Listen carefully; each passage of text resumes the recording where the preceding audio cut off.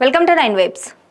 లోక్సభ అభ్యర్థుల ప్రకటనతో తెలంగాణ కాంగ్రెస్లో అసంతృప్తులు పెరుగుతున్నారు. జనరల్గా స్థానాల్లోని నేతలు తమ అసంతృప్తిని బయటపెట్టినప్పటికీ ఎస్సీ రిజర్వ్డ్ స్థానాల్లో మాత్రం రగిలిపోతున్నారు.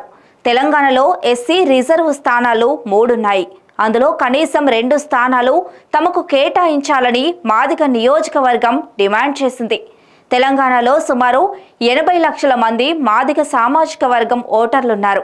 మాల సామాజిక వర్గ ఓట్లు 17 లక్షల వరకు ఉంటాయి. అందుకే పార్టీలు ఈ సామాజిక వర్గానికి మెజారిటీ సీట్లు కేటాయిస్తాయి. ఉన్న 3 సీట్లలో 2 మాల సామాజిక వర్గానికే కేటాయించారనే విమర్శలున్నాయి.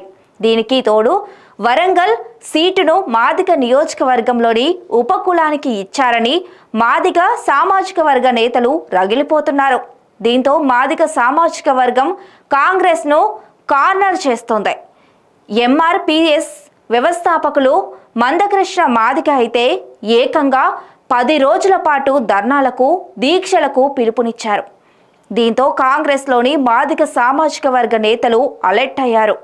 తమ వర్గానికి టికెట్ల కేటాయింపులో అన్యాయం జరిగిందని అంగీకరిస్తున్నారు.